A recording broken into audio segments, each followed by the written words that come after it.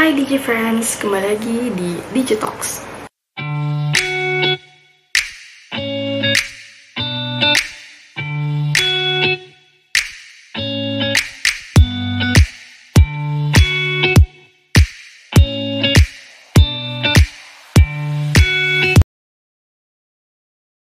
Pernah gak sih melihat suatu brand yang melakukan digital campaign kayak melihat website atau social media dari suatu perusahaan?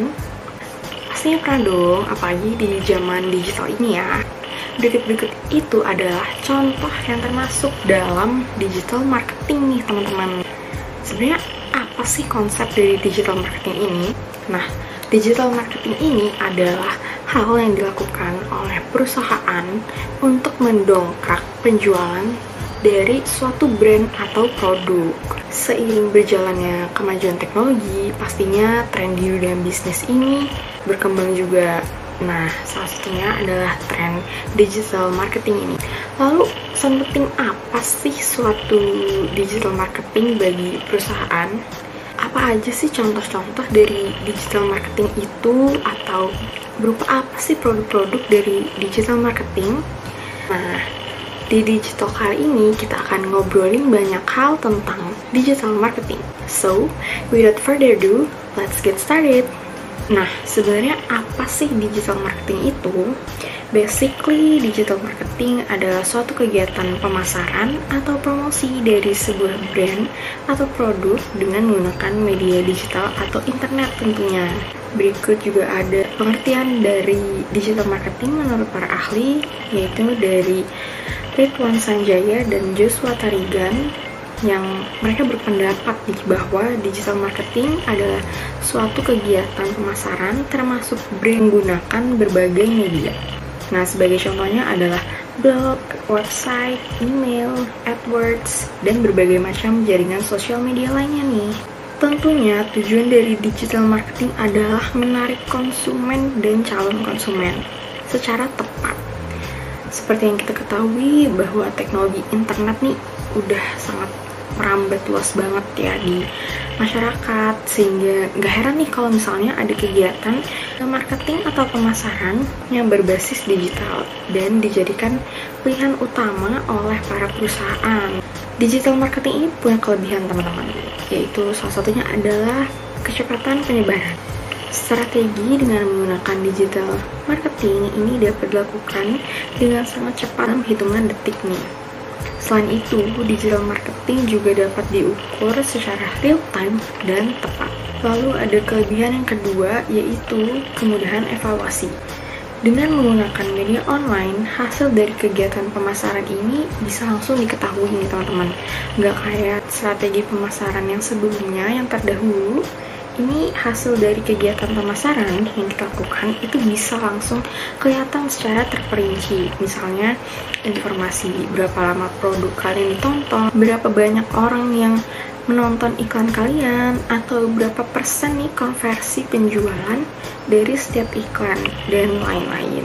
Setelah mengetahui informasi-informasi tadi atau hasil-hasil dari iklan tadi, kita juga bisa langsung memberikan evaluasi dan memilih nih kira-kira mana sih yang memiliki dampak baik dan mana yang memiliki dampak buruk. Nah, selain kelebihan tadi, ada juga kelebihan yang lain, yaitu jangkauan yang lebih luas. Kenapa jangkauan yang lebih luas? Karena kita tahu sendiri ya, internet itu jangkauannya udah luas banget, udah worldwide lah istilahnya. Jadi besar kemungkinan dengan menggunakan digital marketing, produk kalian itu tersebarkan ke seluruh dunia. Tinggal gimana aja kalian mengaturnya atau strategi gimana yang kalian gunakan. Selain itu, murah dan efektif. Tentu aja digital marketing ini lebih murah dan lebih efektif karena digital marketing ini biaya anggarannya itu hemat sampai 40% nih menurut Gartner's Digital Marketing Spend Report. Selain itu, survei juga menunjukkan bahwa 28% pengusaha kecil akan berpindah ke digital marketing karena terbukti lebih efektif. Nah, yang terakhir adalah membangun nama brand. Digital marketing membantu kita untuk membangun nama brand yang lebih baik. Eksistensi brand ini sangat penting teman-teman, karena orang akan melakukan pencarian online sebelum menjadi produk kita. Contohnya, misalnya kita mau membeli suatu skincare, pastinya kita perlu atau kita biasanya cari dulu dong reviewnya, misalnya produk setting spray terbaik. Nah, itu pasti ada review-reviewnya yang akan kita cari satu persatu. Nah, selanjutnya kita akan membahas tentang jenis-jenis dari digital marketing sendiri. Yang pertama itu ada website ya, seperti yang kita tahu website ini udah ada jauh sebelum e-commerce, jauh sebelum Instagram, jauh sebelum Facebook ya. Jadi website ini sangat berperan dalam menunjukkan profesionalisme perusahaan dan membantu konsumen untuk mengetahui bisnis kita nih. Nah, promosi ini juga menjadi jalan yang mudah dan hemat ke para perusahaan. Selanjutnya adalah search engine marketing. Search engine marketing ini adalah upaya atau cara-cara nih yang ditempuh oleh para perusahaan untuk membuat website mereka nih ada di atas saat kita mencari gitu. Misalnya kita mencari setting spray terbaik. Nah, gimana caranya si perusahaan ini bisa jadi di deretan paling atas website yang dicari oleh konsumen? Nah, search engine marketing ini terbagi atas dua, yaitu search engine optimization atau SEO, dan yang kedua ada search engine marketing atau SEM. Nah, SEO ini dilakukan sendiri dengan waktu yang lebih lama tapi lebih murah. Nah, kebalikannya nih, SEM ini dibayar atau kita membayar, perusahaan membayar, tapi dengan lebih cepat tentunya ada uang, ada barang ya teman-teman. Nah, selanjutnya adalah social media marketing. Nah, jadi kita mengedarkan produk kita di social media seperti Facebook, Twitter, atau Instagram, dan dilakukan dengan biaya yang minim atau bahkan gratis. Tentu saja ini tuh dapat meningkatkan awareness dari perusahaan kita. Selanjutnya ada online advertising. Nah, online advertising ini adalah media promosi melalui internet, tapi kita bayar nih teman-teman. Nah, dengan cara ini kita bisa mendapatkan konsumen dengan lebih cepat dan memuaskan, namun terbilang lebih mahal karena bayar tadi. Lalu selanjutnya ada email marketing. Nah, email marketing ini kita bisa memberitahu informasi terbaru mengenai produk baru, atau misalnya ada diskon, ada sale, atau promosi-promosi yang lainnya di email-email atau ke email-email dari pelanggan kita. Kan biasanya kalau misalnya kita membeli sesuatu itu rata-rata kita dimintain email kan, terutama kalau kita beli di website atau di e-commerce. Selanjutnya ada video marketing. Video marketing ini basically perusahaan membuat suatu video tentang cara penggunaan suatu produk, cara penggunaan produk mereka, terus menjelaskan tentang bisnis mereka agar pelanggan-pelanggan ini merasa tertarik dengan produk dari perusahaan tersebut. Jadi kan kita udah ngomongin apa itu digital marketing, kelebihannya, lalu jenis-jenisnya. Nah, sekarang gimana sih cara untuk memulai digital marketing? Yang pertama, yang paling utama adalah kita harus menyiapkan alat-alat untuk menjalankan digital marketing. Apa sih alatnya? Alatnya itu biasanya yang digunakan adalah website, akun sosial media perusahaan, lalu tentunya kita juga harus punya identitas brand dan produk, lalu bisa juga kita mengunggah blog atau jejak online seperti review, feedback. Tentunya dalam dunia digital marketing ini, alat bantu ini merupakan aset nih buat perusahaan atau aset buat kita nih. Dan tentunya karena ini adalah sebuah aset, kita harus maintain aset-aset ini dan baik demi kelangsungan digital marketing kita. Nah, kalau misalnya udah punya aset, apa sih yang harus kita lakukan? Nah, kalau udah punya aset, tentunya kita harus bergerak atau berkarya. Nah, kita harus bikin konten yang menarik dan konten yang shareable atau bisa di-share ke mana-mana. Nah, konten itu bisa berupa video, foto, tulisan, atau lainnya. Tentunya dalam membuat konten ini, kita harus tahu nih tujuan pemasaran dan target pasar kita itu siapa. Nah, kalau misalnya kita bikin konten buat remaja tapi ternyata target kita adalah lansia, nah tentu itu udah salah besar ya teman-teman. Jadi kita harus perhatikan nih baik-baik siapa target pasar kita, jenis-jenis kontennya, jangan sampai salah sasaran. Nah, kalau misalnya udah mengunggah, kita harus melakukan evaluasi seperti yang udah aku mention di awal tadi. Nah, evaluasi ini dilakukan setiap kita mengunggah postingan di sosial media kita. Nah, tentukan nih mana yang kira-kira punya feedback yang bagus atau yang memberikan feedback yang bagus, atau biasanya kalau di dunia digital marketing itu disebutnya sebagai engagement. Mana nih yang punya engagement bagus, engagementnya tinggi. Nah, konten itu atau strategi itu yang harus kita pertahankan dan harus kita kembangkan. Nah, selain itu kita juga harus fokus dalam beberapa aset yang memberikan feedback baik bagi bisnis kita.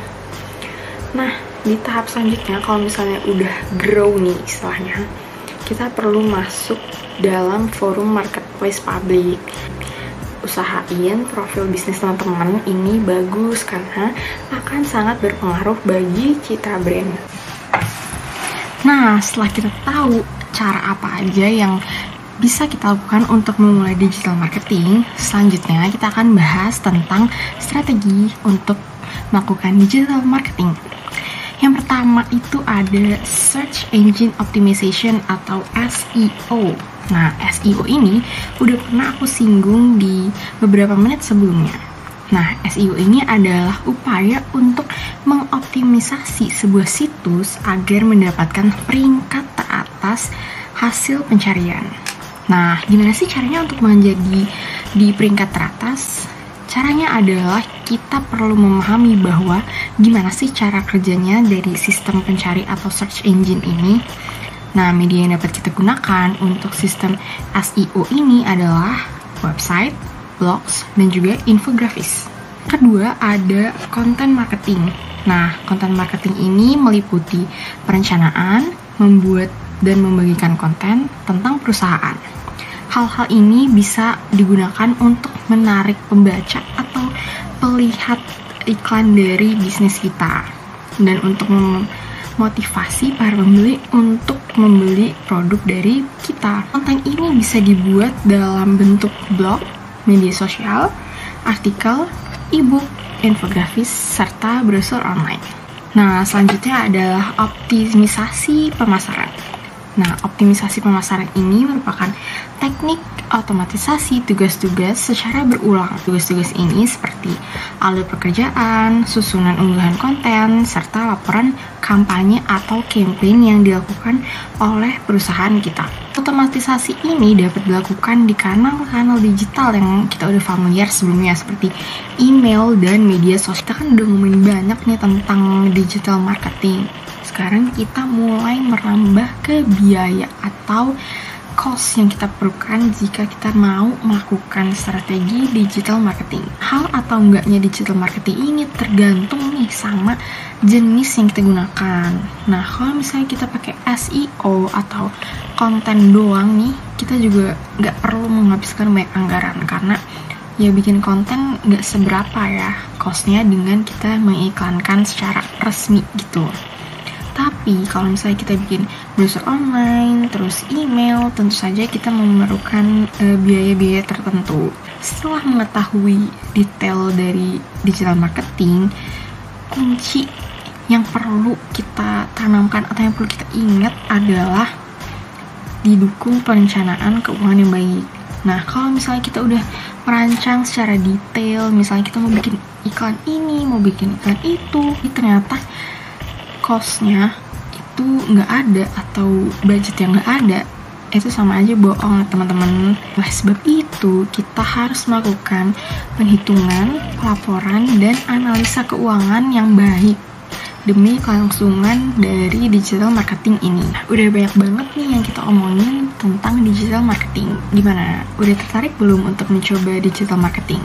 Sekian Digital kali ini. Sampai berjumpa di Digital selanjutnya. Bye-bye.